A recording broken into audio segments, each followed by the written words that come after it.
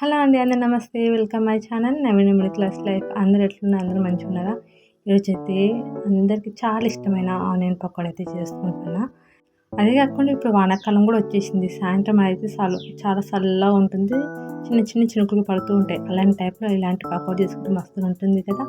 అయితే వీడియోలో అయితే ఆనియన్స్ అయితే 1/2 kg అయితే తీసుకున్నా. మీడియం సైజ్, అంటే మరి చిన్నం కాదు మరి లావు కాదు, మీడియం సైజులో కట్ చేసుకున్నా. ఇంకా తర్వాత దానిలోనే సన్నగా కట్ చేసి పెట్టిన ఒక 3-4 పచ్చిమిరపకాయలు, ఇంకా సన్నగా కట్ చేసుకున్న కరివేపాకు, సన్నగా కట్ చేసుకున్న కొత్తిమీర. ఇంక ఇందులోనే మీరు కావాలంటే పుదీనా కూడా వేసుకోవచ్చు, కానీ దాని ఫ్లేవర్ ఎక్కువ స్మెల్ వస్తుంది కాబట్టి నేను పుదీనా అయితే వేసుకోవట్లేదు. మీరు కావాలంటే వేసుకోవచ్చు. ఇందులోనే కొంచెం జీలకర్ర చేతుల్ని కొంచెం నలిపేసేసి వేసేసుకోవాలి. కొంచెం టేస్ట్ తగినంత సాల్ట్ వేసుకొని ఇది ఒక్కసారి అయితే మొత్తం అయితే చేతితో కలిపేసుకోవాలి. బాగా ఆనియన్లోంచి వాటర్ వచ్చేలాగా మొత్తం గట్టిగా పిసికేయాలన్నమాట ఆనియన్ని.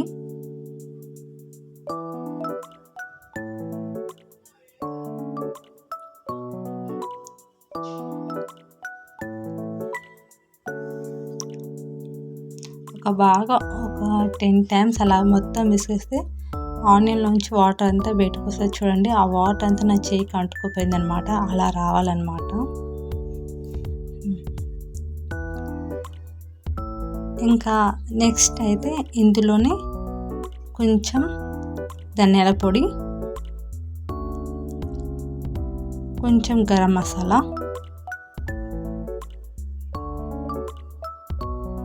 మన స్పైసీకి తగినంత కారం. ఎందుకంటే నేను ఆల్రెడీ పచ్చిమిరపకాయలు వేసిన కాబట్టి, ఇంకా మా బాబు కూడా తింటారు కాబట్టి నాకు ఎంత కావాలో కారం అంత వేసుకున్నా. మా వాడు కారం బాగానే తింటాడులే, పర్లేదు, వాడి గురించి నాకేం టెన్షన్ లేదు.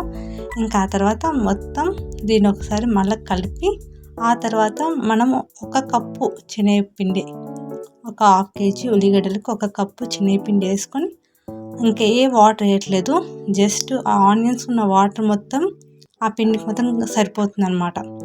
బాగా గట్టి పిసికేయాలన్నమాట. అది ఎలా అంటే ఒక పిండి ముద్దలా రావాలి. ఎందుకు సిస్టర్ అంత కష్టపడుతున్నారు, కొన్ని వాటర్ వేసి పిసికేస్తే అయిపోతుంది కదా అనుకుంటారేమో. అట్లా వాటర్ వేస్తే ఈజీగా అయిపోతుంది, కానీ తర్వాత ఏమైతే అంటే మనం నూనెలో ఈ పకోడీ వేసేటప్పుడు అది పకోడీలా రాదు, బోండల్లా వస్తుంది. ఇంకా అలాగే లోపల పిండి పచ్చి పచ్చిగా ఉంటుంది. ఇంకా ఉల్లిగడ్డ అనేది కూడా వేగదు, అది కూడా పచ్చిగానే ఉంటుంది అనమాట. మనం ఇలా ఉల్లిగడ్డకు వచ్చే వాటర్ తోటి పిసికేసినాం అనుకో, ఆ ఉల్లిగడ్డ వాటర్ అనేది ఆ పిండిలోకి వెళ్ళిపోతుంది, ఉల్లిగడ్డ అనేది తొందరగా వేగుతుంది. ఇంకా ఈ పిండి కూడా మంచి లోపలికి బాగా ఉడుకుతుంది, పకోడీలా టేస్ట్ మస్తు వస్తుంది అనమాట. ఇంకా పిండి అయితే రెడీ అయిపోయింది. దానికి ఒక 10 minutes రెస్ట్ ఇచ్చేసి మనం బాండీలో అయితే ఆయిల్ అయితే వేసుకొని బాగా హీట్ ఎక్కాలి. మెయిన్ ఇంకోటి ఏంటంటే ఆయిల్ హీట్ ఎక్కాక కొంచెం స్లిమ్లో పెట్టుకొని మనం పకోడీ అనేది వేసుకోవాలి. లేకపోతే ఆ వేడికి పకోడీ అనేది అంటే ఏగుతుంది కానీ లోపల ఉడకదు. కాబట్టి స్లిమ్లో పెట్టుకుంటే లోపల నుంచి పకోడీ మాత్రం బాగా ఉడికి క్రిస్పీగా అయితే మంచిగా వస్తుంది అన్నమాట.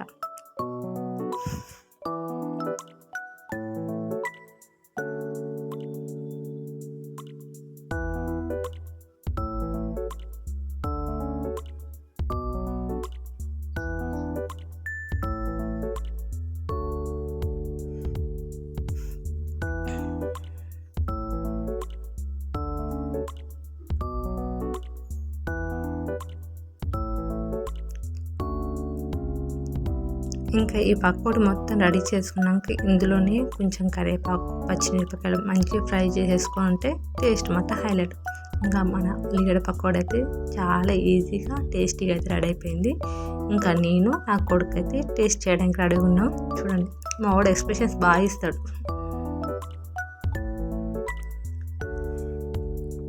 పకోడీ మొత్తం చాలా బాగా వచ్చింది. నాకు నా కొడుకు చాలా బాగా నచ్చింది. మరి ఇలాంటి వీడియోస్ కోసం మన ఛానల్ని సబ్స్క్రైబ్ చేసుకోండి. వీడియో నచ్చితే లైక్ చేయండి, కామెంట్ చేయండి. Thank you for watching. Bye.